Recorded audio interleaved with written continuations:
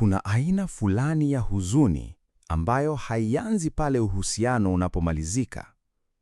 Mara nyingi huanza mapema zaidi, katika kipindi ambacho mtu anaanza kutambua kwamba upendo peke yake hautoshi kuufanya uhusiano uendelee. Hili ni jambo ambalo linaweza kuonekana kuwa la kushangaza, kwa sababu katika simulizi nyingi za kimapenzi, tunaambiwa kwamba ikiwa watu wawili wanapendana, basi wanapaswa kubaki pamoja. Lakini uzoefu wa maisha unaonyesha picha yenye utata zaidi. Watu wanaweza kupendana na bado wakawa hawafai kuendelea kuwa pamoja. Wanaweza kuwa na hisia za kweli, lakini wakakosa mazingira, mawasiliano au uwezo wa kujenga maisha yenye afya kwa pamoja.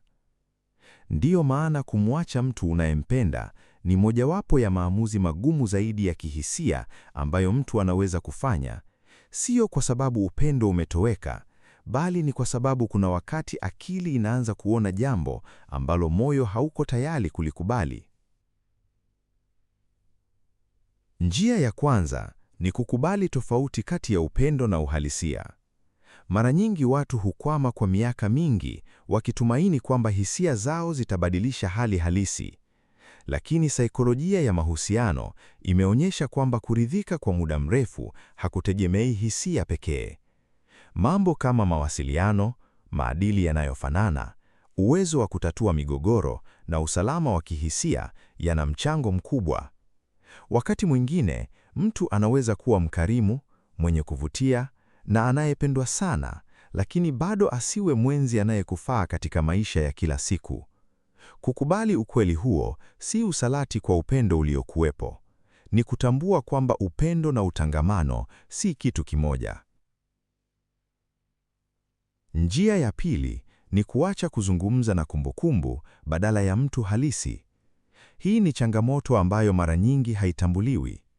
Baada ya kuachana, akili ya binadamu huwa na tabia ya kuchagua baadhi ya kumbukumbu na kuzipa uzito mkubwa kuliko nyingine. Utafiti wa utambuzi wa binadamu unaonyesha kwamba kumbukumbu si rekodi kamili za matukio. Mara nyingi zinarekebishwa na hisia za sasa.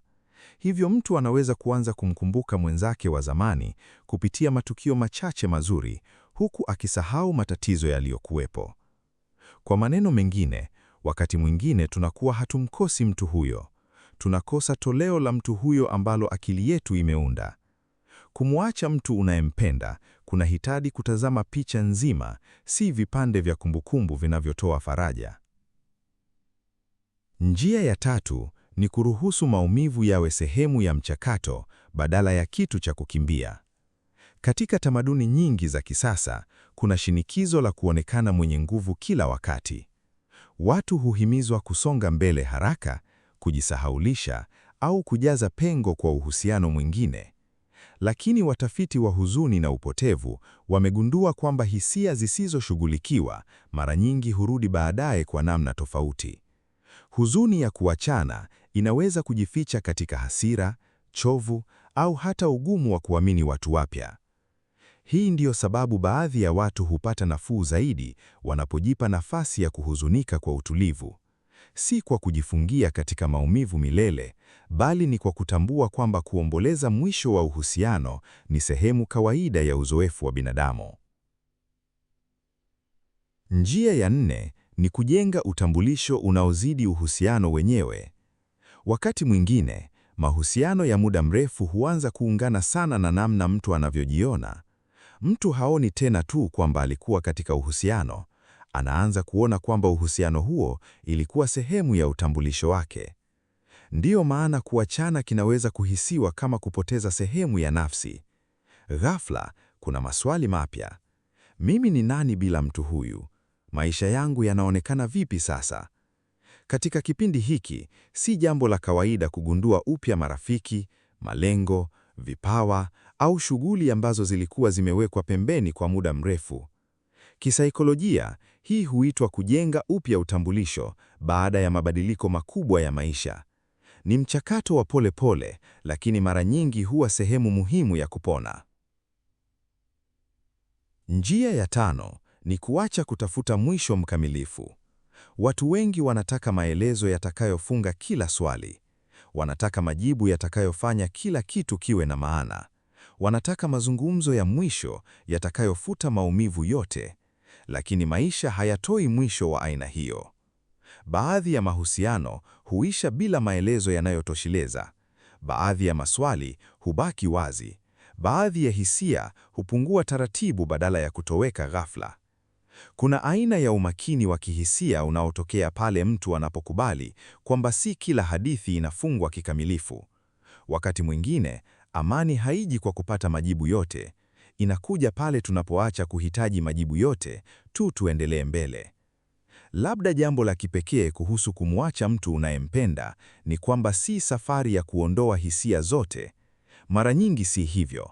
Watu wengine hubaki sehemu ya kumbukumbu zetu kwa miaka mingi. Tunachojifunza ni namna ya kuishi bila kuwahitaji katika maisha yetu ya kila siku. Na pengine huo ndio mtazamo ambao mara nyingi hukosekana. Kusonga mbele si kufuta yaliyopita.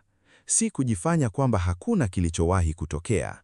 Ni kuipa hadithi hiyo nafasi yake katika maisha yako bila kuiruhusu iamue kila hatua ya maisha yako yajayo. Ikiwa unapenda maudhui yanayochunguza saikolojia ya mahusiano, hisia za binadamu na safari ya ukuaji wa ndani, unaweza kuendelea kufuatilia mazungumzo mengine yanayochambua kwa utulivu mambo ambayo wengi wetu hukutana nayo katika maisha ya kila siku.